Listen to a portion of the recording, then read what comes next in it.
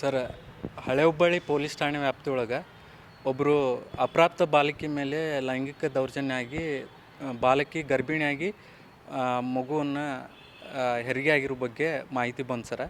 ಕೂಡಲೇ ನಾವು ಬಾಲಕಿ ಮನೆ ಭೇಟಿ ಮಾಡಿದಾಗ ಬಾಲಕಿ ತನ್ನ ವಯಸ್ಸಿನ ಬಗ್ಗೆ ಸರಿಯಾಗಿ ಮಾಹಿತಿಯನ್ನು ನೀಡಿಲ್ಲ. ಆದ್ದರಿಂದ ನಾವು ಸಂಬಂಧಪಟ್ಟ ಆ ಬಾಲಕಿ ಕಲಿತಿರುವಂಥ ಶಾಲೆಗೆ ಭೇಟಿ ಮಾಡಿ ಬಾಲಕಿಯ ವಯಸ್ಸಿನ ದೃಢೀಕರಣವನ್ನು ಪಡೆದ್ವಿ. ಅದು ವಯಸ್ಸಿನ ದೃಢೀಕರಣದ ಮೇಲೆ ಅವಳು ಅಪ್ರಾಪ್ತೆ ಅನ್ನೋದು ಮಾಹಿತಿ ನಮ್ಗೆ ಲಭ್ಯವಾಯಿತು. ಕೂಡಲೇ ನಾವು ಬಾಲಕಿಯನ್ನು ರಕ್ಷಣೆ ಮಾಡಿಕೊಂಡು ಹುಬ್ಬಳ್ಳಿ ಕಿಮ್ಸ್ ಆಸ್ಪತ್ರೆ ಸಖಿ ಒನ್ ಸ್ಟಾಪ್ ಸೆಂಟರ್ ಒಳಗೆ ದಾಖಲು ಮಾಡಿ ಬಾಲಕಿಯನ್ನು ಆಪ್ತ ಸಮಾಲೋಚನೆಗೆ ಒಳಪಡಿಸಿದಾಗ ಬಾಲಕಿ ತನ್ನ ಮೇಲೆ ಒಬ್ಬ ವ್ಯಕ್ತಿ ಲೈಂಗಿಕ ದೌರ್ಜನ್ಯ ಎಸಗಿರೋ ಬಗ್ಗೆ ಮಾಹಿತಿಯನ್ನು ನೀಡಿದಾಳೆ. ಆ ವ್ಯಕ್ತಿ ಮೇಲೆ ನಾವು ಹಳೆ ಹುಬ್ಬಳ್ಳಿ ಪೊಲೀಸ್ ಠಾಣೆಯಲ್ಲಿ ಪ್ರಕರಣವನ್ನು ದಾಖಲು ಮಾಡಿದ್ವಿ.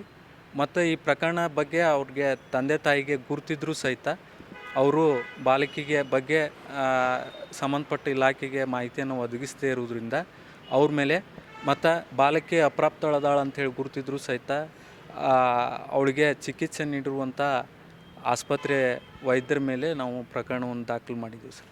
ಈ ಮಗುವೇನು ಮಾರಾಟ ಮಾಡಿದ್ರು ಸರ್, ಮಗುವನ್ನು ಯಾರಿಗೋ ನೀಡಿದಾರ ಅಂಥೇಳಿ ಬಾಲಕಿ ನಮಗೆ ಮಾಹಿತಿಯನ್ನು ಒದಗಿಸಿದಾಳೆ. ಮಾರಾಟ ಆಗಿರುವಂಥ ಶಂಕೆ ಇದೆ.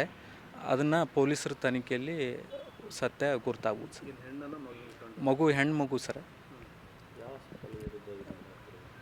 ಇದು ಅನ್ನಪೂರ್ಣ ಕ್ಲಿನಿಕ್ ಅಂತ ಹೇಳಿದೆ, ಅಲ್ಲಿ ಬಾಲಕಿಗೆ ಹೆರಿಗೆ ಆಗಿರೋ ಬಗ್ಗೆ ಮಾಹಿತಿ ಇತ್ತು ಸರ್. ನನ್ನ ಹೆಸರು ಪ್ರಕಾಶ್ ಕೊಡ್ಲಿವಾಡ ಅಂಥೇಳಿ, ರಕ್ಷಣಾಧಿಕಾರಿ, ಜಿಲ್ಲಾ ಮಕ್ಕಳ ರಕ್ಷಣಾ ಘಟಕ, ಧಾರವಾಡ ಸರ್. ಧಾರವಾಡ ನಗರ ಕಮಿಷನರೇಟ್ ವ್ಯಾಪ್ತಿಯ ಓಲ್ಡ್ ಹುಬ್ಳಿ ಪೊಲೀಸ್ ಠಾಣಾ ಸರಹದ್ದಿನಲ್ಲಿ ನಿನ್ನೆ ಒಂದು ಪ್ರಕರಣ ದಾಖಲಾಗಿದೆ. ಇದಕ್ಕಿಂತ ಮುಂಚೆ ಹುಬ್ಳಿ ಟೌನಲ್ಲಿ ಒಂದು ಪ್ರಕರಣ ನಮಗೆ ದಾಖಲಾಗಿತ್ತು. ಅದರಲ್ಲಿ ಕೂಡ ನಮ್ಮ ಪೊಲೀಸರಿಗೆ ನಮ್ಮ ಮಾಹಿತಿದಾರರೊಬ್ಬರು ನೀಡಿದ ಮಾಹಿತಿ ಮೇರೆಗೆ ಅಪ್ರಾಪ್ತ ವಯಸ್ಸಿನ ಹೆಣ್ಮಗಳೊಬ್ಬಳು ಡೆಲಿವರಿ ಆಗಿದೆ ಅನ್ನೋದ್ರ ಹಿನ್ನೆಲೆಯಲ್ಲಿ ಅನ್ನಪೂರ್ಣ ಅನ್ನೋ ಒಂದು ಹಾಸ್ಪಿಟಲ್ ಡೆಲಿವರಿ ಆಗಿದೆ ಅಂತಂದು ನಮಗೆ ಮಾಹಿತಿ ಬಂದ ಮೇಲೆ ಆಕೆ ಅಪ್ರಾಪ್ತೆ ಇದ್ಲು. ಮತ್ತು ಆ ಒಂದು ಮಾಹಿತಿಯನ್ನು ಯಾರು ಅವ್ರ ಪೇರೆಂಟ್ಸ್ ಆಗಲಿ ಯಾರೂ ನಮಗೆ ನೀಡಿರಲಿಲ್ಲ, ಮಹಿಳಾ ಮತ್ತು ಮಕ್ಕಳ ಕಲ್ಯಾಣ ಇಲಾಖೆಗೂ ನೀಡಿರಲಿಲ್ಲ ಅನ್ನೋದ್ರ ಹಿನ್ನೆಲೆಯಲ್ಲಿ ಅದೊಂದು ಪೋಕ್ಸೋ ಪ್ರಕರಣ ದಾಖಲು ಮಾಡಿದ್ವಿ. ಅದರಲ್ಲಿ ಡೆಲಿವರಿ ಆದಮೇಲೆ ಮಗು ಕೂಡ ಅಡ್ಮಿಟೆಡ್ ಇದೆ, ಆ ತಾಯಿ ಕೂಡ ಅಡ್ಮಿಟೆಡ್ ಇದ್ದಾಳೆ. ಆ ತಾಯಿ ಇನ್ನೂ ಯಾವುದೇ ಒಂದು ಹೇಳಿಕೆ ಕೊಡಲಿಕ್ಕೆ ಇನ್ನೂ ಮುಂದೆ ಬರ್ತಾ ಇಲ್ಲ. ಅಂದರೆ ಇನ್ನೂ ಸ್ವಲ್ಪ ಪೋಸ್ಟ್ ಡೆಲಿವರಿ ಪೇನ್ ಇದೆ ಅಂತೆಲ್ಲ ಹೇಳ್ತಾ ಇದ್ದಾರೆ. ಅದ್ರ ಜೊತೆಗೆ ನಾವು ಪ್ಯಾರಲಲ್ ಇನ್ವೆಸ್ಟಿಗೇಷನ್ ಆ ಕೇಸಲ್ಲೂ ಮಾಡ್ತಾಯಿದ್ವಿ. ಆ ಕೇಸು ಬೆನ್ನತ್ತಿ ಹೋದಂಥ ಸಂದರ್ಭದಲ್ಲಿ ಇನ್ನೊಂದು ಅದೇ ಕುಟುಂಬದ ಸಿಸ್ಟರ್ಸ್ ಮಕ್ಕಳು ಇವರೆಲ್ಲ, ಅದೇ ಕುಟುಂಬದ ಇನ್ನೊಂದು ಮಗಳು ಕೂಡ ಅಪ್ರಾಪ್ತ ವಯಸ್ಸಿನಲ್ಲೇ ಒಂದು ಮಗುಗೆ ತಾಯಿಯಾಗಿದ್ದಾಳೆ ಅಂತಂದು ತಿಳಿದು ಬಂದ ಹಿನ್ನೆಲೆಯಲ್ಲಿ ಅದೊಂದು ಮಾಹಿತಿಯನ್ನು ನಾವು ಕಲೆ ಹಾಕಿ ನಂತರದಲ್ಲಿ ಒಂದು ಕೇಸನ್ನು ತೊಗೊಂಡಿದ್ದೇವೆ. ಸೊ ಅದರಲ್ಲಿ ಕೂಡ ಈ ಹೆಣ್ಮಗಳೇನಿದ್ದಾಳೆ ಇವಳಿಗೆ 15 ವರ್ಷ ಇದೆ.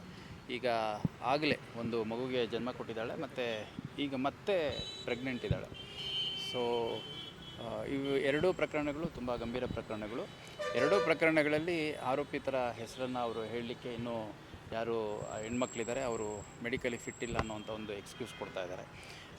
ಹಂಗಾಗಿ ಪ್ಯಾರಲಲ್ಲಿ ನಾವು ಇನ್ವೆಸ್ಟಿಗೇಷನ್ ಮಾಡ್ತಾಯಿದ್ದೀವಿ. ಆದಷ್ಟು ಬೇಗ ಈ ಒಂದು ಪೋಕ್ಸೋ ಕೇಸ್ ಅಕ್ಯೂಸ್ಡ್ ಯಾರು ಅನ್ನುವಂಥದ್ದು ಮತ್ತು ಇದರಲ್ಲಿ ಏನು ವ್ಯವಸ್ಥಿತವಾಗಿ ಏನಾದರೂ ಆಗ್ತಾಯಿದ್ರೆ ಅದ್ರ ಬಗ್ಗೆ ಕೂಡ ಪತ್ತೆ ಮಾಡೋವಂಥ ಕೆಲಸ ಮಾಡಲಾಗುತ್ತೆ. ಮತ್ತು ಈ ಎರಡನೇ ಪ್ರಕರಣದಲ್ಲಿ ಈ ಹಿಂದೆ ಹುಟ್ಟಿರುವಂಥ ಮಗುವನ್ನು ಅದು ಅನಾರೋಗ್ಯ ಇತ್ತು ಅಂತಂದು ನಮ್ಮ ಸಂಬಂಧಿಕರೊಬ್ಬರ ಮನೆಗೆ ಬೇರೆ ಒಂದು ಕಾರವಾರದ ಹತ್ರ ಟ್ರೀಟ್ಮೆಂಟಿಗೆ ಬಿಟ್ಟಿದ್ದೀವಿ ಅಂತಂದು ಹೇಳಿದ್ದಾರೆ. ಅದನ್ನು ಕೂಡ ಫೈಂಡ್ ಔಟ್ ಮಾಡೋ ಕೆಲಸ ಮಾಡ್ತಾಯಿದ್ದಾರೆ.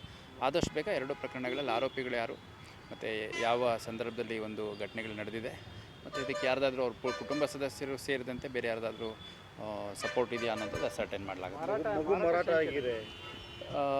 ಅವ್ರು ಹೇಳೋವಂಥದ್ದು, ನಾನು ಕೂಡ ಆ ಹುಡುಗಿಗೂ ಮಾತಾಡಿದೆ, ಆ ಹುಡುಗಿಗೆ ಸಂಬಂಧಪಟ್ಟವ್ರು ಯಾರಿದ್ರು ಕಸ್ಟೋಡಿಯನ್ ಅವ್ರಿಗೂ ಮಾತಾಡಿದೆ. ಅವರು ಇಲ್ಲ, ಮಗು ಸ್ವಲ್ಪ ಹಿಂಗೆ ಪ್ರಿಮೇಚೂರ್ ಅಂದರೆ ಅಪ್ರಾಪ್ತ ಹೆಣ್ಮಗಳಿಗೆ ಹುಟ್ಟಿತ್ತಲ್ಲ, ಹಂಗಾಗಿ ಭಾಳ ಹೆಲ್ತ್ ಇಶ್ಯೂಸ್ ಇತ್ತು, ನಮ್ಮ ಪರಿಚಯಸ್ಥರೊಬ್ಬರ ಮನೆಯಲ್ಲಿ ಟ್ರೀಟ್ಮೆಂಟ್ಗೆ ಮತ್ತು ನೋಡ್ಕೊಳ್ಳಲಿಕ್ಕೆ ಅಂತ ಕಾರವಾರದ ಕಡೆ ಬಿಟ್ಟಿದ್ದೀವಿ ಅಂತ ಹೇಳ್ತಾರೆ. ಸೊ ಅವ್ರು ಹೇಳಿದಷ್ಟು ಸಿಂಪಲ್ ಇರೋದಿಲ್ಲ ಅದು.